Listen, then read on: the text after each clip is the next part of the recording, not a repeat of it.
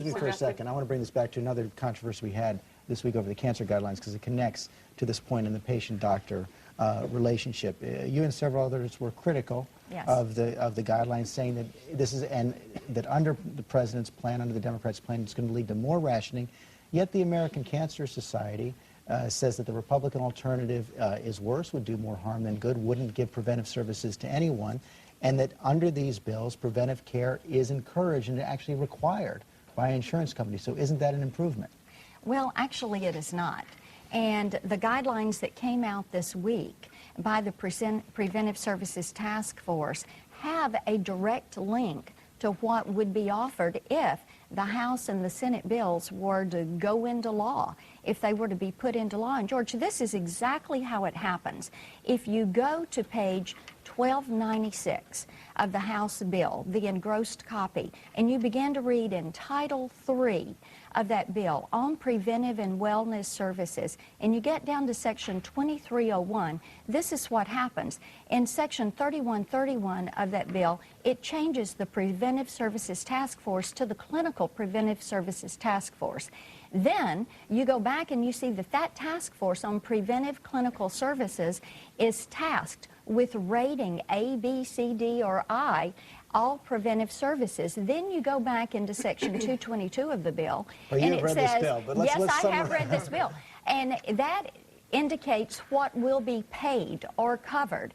And this is where the actual link comes, and I'll read it for you. In Section 2301, it says, all recommendations of the Preventive Services Task Force, that's the group that did the mammograms, and the Task Force on Community Preventive Services, as in existence on the day before the date of the enactment of this act, shall be considered to be recommendations of the task force on clinical preventive services. The point is that the guidelines they become the law. They become the law, the mandate. No, they would not be. And yes, they do. What's unfortunate is that the Republicans and Ms. Blackburn have, for the first time, politicized breast cancer.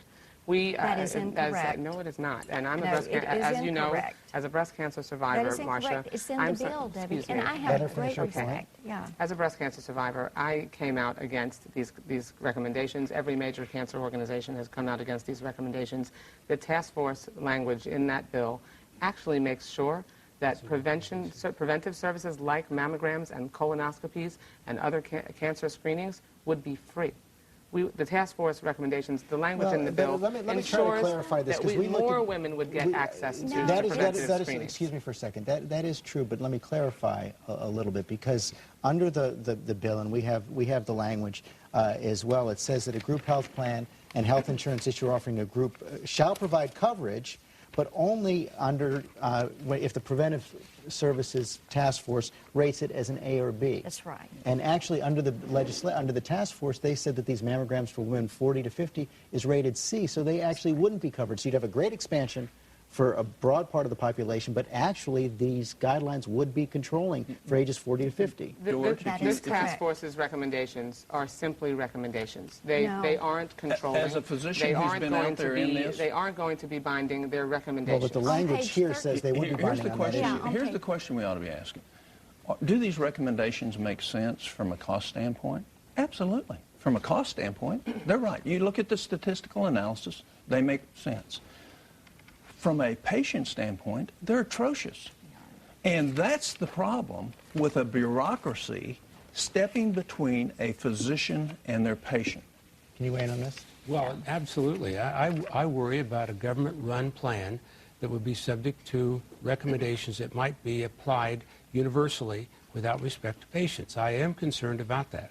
It's not that you can't fix some of those concerns, but you can't fix every one of them, and I am concerned that if it's turned over, look, the insurance industry has its own challenges, and many of those can be handled with transparency and by eliminating pre-existing conditions and rescissions and rating based on health and some of the other ratings, gender ratings.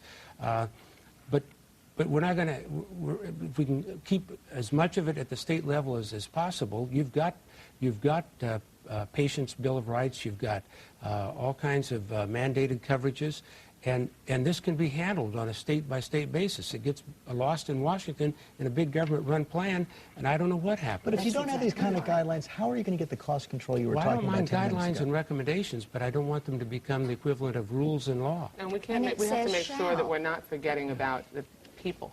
And that's what the task force forgot about this week, is that we're not thinking about big amorphous blobs of people. These recommendations say that we can trade one life to save the angst and anxiety in a larger group of women. And that's totally inappropriate, but that's also why major experts, medical experts, the Cancer Society, the Komen Foundation, all came out against this. And that won't be controlling in the final legislation. No. So you're saying the legislation is going to be changed? But Marsha, I would invite you. I would invite you to co-sponsor. need to work together on a motion to instruct and get this language out of here, because on page 1318, it does mandate it.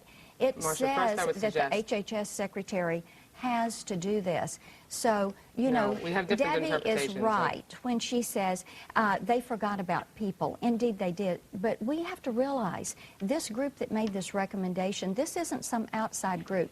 This is a part of HHS. And when you look at the 118... When you look at the 100, no, it is a part of HHS. No, it is not. And when you look at what is going to happen with these 118 new bureaucracies, with 62 directives that are given by the Health Choices Commissioner on what insurance can be offered in this country after 2013 and what is going to be paid, you know that this is the bureaucrat in the exam room. This is how it's going to happen. And this is the first step. This is breast cancer. In between the patient and people and her don't doctor like that, right and now. we need to get rid of those. Your bill, we need to get rid of all of those insurance